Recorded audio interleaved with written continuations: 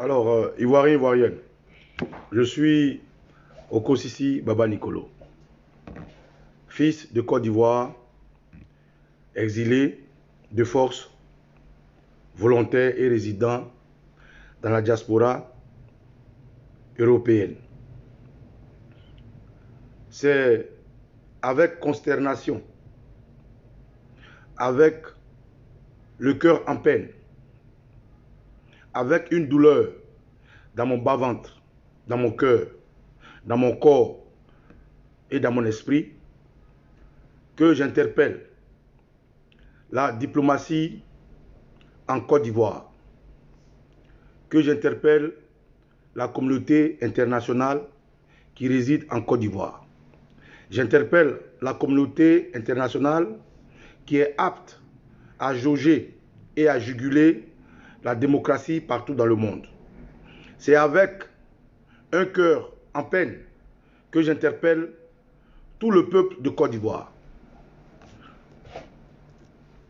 Frères et sœurs, depuis une décennie, la Côte d'Ivoire fait face à une situation chaotique. La Côte d'Ivoire fait face à un no man's land géré, fabriqué et jugulé par un homme du nom de Dramane Ouattara, qui fait office de président d'un parti politique et qui est armement à la tête de l'État de Côte d'Ivoire.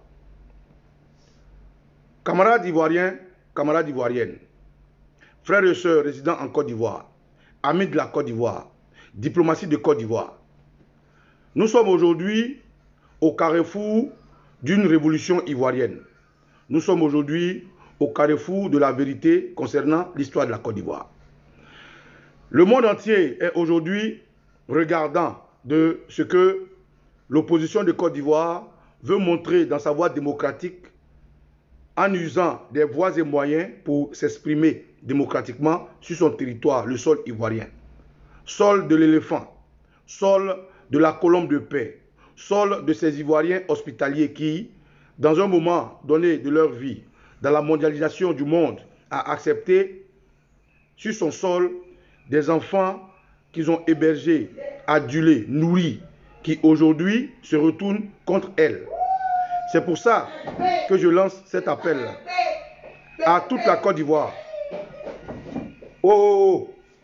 C'est pour ça que je lance un appel à toute la Côte d'Ivoire.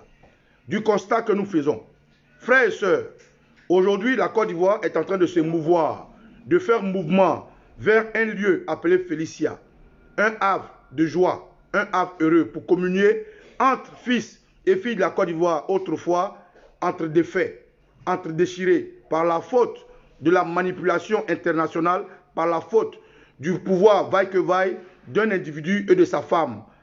Une femme berbère, originaire d'Algérie, juive, qui a voulu marcher sur le corps, sur le sang des Ivoiriens pour imposer un dictat de désobéissance, un dictat nauséabond. Frères, le message que je lance aujourd'hui est d'abord une prise à témoin de tous ceux-là qui se jouent les donneurs de leçons partout dans le monde, de tous ceux-là qui doivent accompagner un peuple qui a soif de liberté et d'expression. Aujourd'hui, les patriarches ivoiriens, les frères et sœurs de toutes générations confondues ont voulu ensemble communier la main dans la main au stade Félix Houphouët-Boigny de Côte d'Ivoire. Alors, cette opposition qui ne demande que l'expression de la démocratie a demandé aux Ivoiriens de se mettre en rang de bataille de communion. C'est cela que nous constatons malheureusement que fils et filles de Côte d'Ivoire de certains contrées qui souhaitent rallier le stade Abidjan est pris à partie par une armée juvénile, microbe, de désœuvrés, entretenus, soutenus, protégés et nourris par le pouvoir RDR en place en Côte d'Ivoire. C'est pour ça qu'aujourd'hui, nous pouvons constater avec désolation, avec beaucoup de stupéfaction, mais pas de surprise parce que depuis l'avènement de ce régime en Côte d'Ivoire, nous vivons chaque jour que Dieu fait des meurtres, des assassinats qui ne sont pas élucidés. Camarades, j'interpelle tous ceux qui résident en Côte d'Ivoire. J'interpelle tous ceux qui sont amis de la Côte d'Ivoire, qui ont des affaires en Côte d'Ivoire, qui ont des besoins économiques, qui ont des relations diplomatiques avec le peuple de Côte d'Ivoire, que au moment où je vous parle, des Ivoiriens sont empêchés de se déplacer pour rallier leurs autres compatriotes au stade de Côte d'Ivoire. Au moment où je vous parle, des enfants désœuvrés, nourris, armés par des machettes, par des armes du pouvoir RDR, ce pouvoir qui est en fin de règne en Côte d'Ivoire, qui s'attaque impunément à tous ceux qui veulent rallier le stade d'Abidjan pour exprimer leur ras-le-bol. Nous avons vu par le passé ce parti politique de sang, le RDR, où est imbriqué des enfants venus du septentrion d'au-delà de la Côte d'Ivoire, attaque des fils des armées, attaque des Ivoiriens les mains nues, attaque des Ivoiriens avec des léquets, attaque des Ivoiriens qui veulent se déplacer pour aller dire leur ras-le-bol. C'est en cela que j'interpelle d'abord toute entité ivoirienne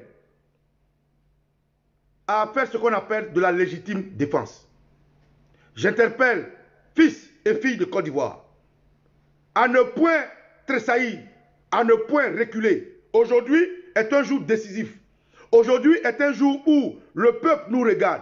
Aujourd'hui est un jour où les pays frontaliers de la Côte d'Ivoire nous regardent. Aujourd'hui est un jour où la démocratie joue son rôle. Aujourd'hui est un jour où la diaspora ivoirienne, où la Côte d'Ivoire, l'entité présente en Côte d'Ivoire, vit un moment historique de son histoire. C'est pour ça que je ne peux accepter, et vous ne pouvez pas accepter, qu'un peuple soit embastillé, soit maltraité, soit terrorisé par un homme qui est avide de pouvoir, et par sa femme, et par ses tentacules d'assassins, de voleurs, de corrompus, des gens qui sont en prise par le fait satanique, attaquer des Ivoiriens, les blesser. Aujourd'hui, le constat est que sur place à Yopougon, des jeunes dans des cars qui se déplacent vers le plateau sont attaqués impunément à ciel ouvert.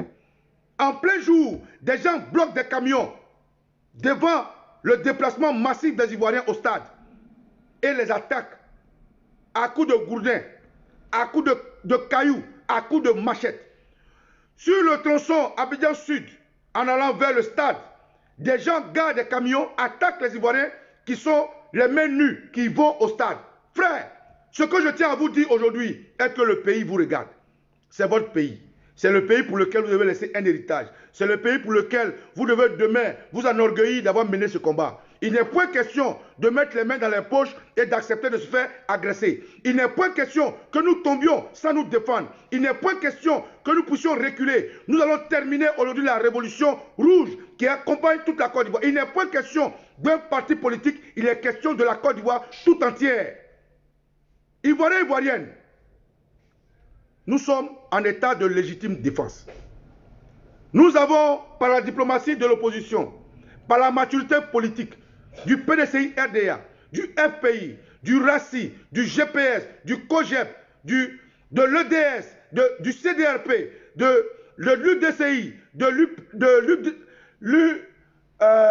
l'UDPCI, de tous les partis politiques réunis ensemble, du leader, pour aller accompagner la Côte d'Ivoire dans une voie démocratique. Alors il n'est point question aujourd'hui d'accepter encore une fois de plus qu'on nous vassalise. Il n'est point question encore d'accepter une fois de plus qu'on nous empêche de nous exprimer. C'est pour ça que je lance cet appel à tout Ivoirien qui quitte sa maison aujourd'hui de comprendre que la réalité, c'est de se défendre. La réalité, c'est de ne pas mettre les mains dans les poches. La réalité, c'est de tout faire pour atteindre le stade Félix Houphouët-Boigny. C'est pour ça que je dis à la Côte d'Ivoire, nous sommes en état de légitime défense. Nous n'allons pas accepter aujourd'hui, nous n'allons pas accepter demain qu'on nous fasse reculer. Fils de Côte d'Ivoire, fille de Côte d'Ivoire, vêtus de rouge et de rameaux, nous allons mettre fin à cette forfaiture de M. Alassane Dramane Ouattara contre la Côte d'Ivoire. Ce monsieur qui oblige le président Laurent Gbagbo à rester en exil. Ce monsieur qui oblige le président Laurent Gbagbo à rester un apatride. Qui oblige Charles Blé Goudé à rester un apatride. Qui oblige tous les fils et toutes les filles de la Côte d'Ivoire. Soro Guillaume, Akossi Benjo. Tous les Ivoiriens en exil au Ghana, au Togo, au Bénin, au Libéria, partout dans le monde. En France, en Ouzbékistan, en Allemagne, en Italie, en Espagne, de pouvoir s'exprimer. Je vous demande de vous défendre. Je vous demande aussi, ici et maintenant, de vous défendre. Il n'est pas question que nous acceptons ce qui arrive à la Côte d'Ivoire. Frère, ce moment est arrivé. C'est à toi de jouer ta partition. C'est à toi de te réveiller. Si tout imbécile, tout entapion, tout assassin se met devant votre trousse, défendez-vous. Et que nous tombons les armes à la main. et que nous tombons avec le patriotisme, et que nous tombons avec l'honneur de l'Ivoirien que nous sommes. Nous n'allons pas accepter aujourd'hui que des gens viennent nous embrigader, nous obliger à nous taire. Ce petit message est à toute la Côte d'Ivoire. L'heure n'est pas à reculer. Ce que Ouattara cherche, il aura. Ce que M. Dramane cherche, il aura.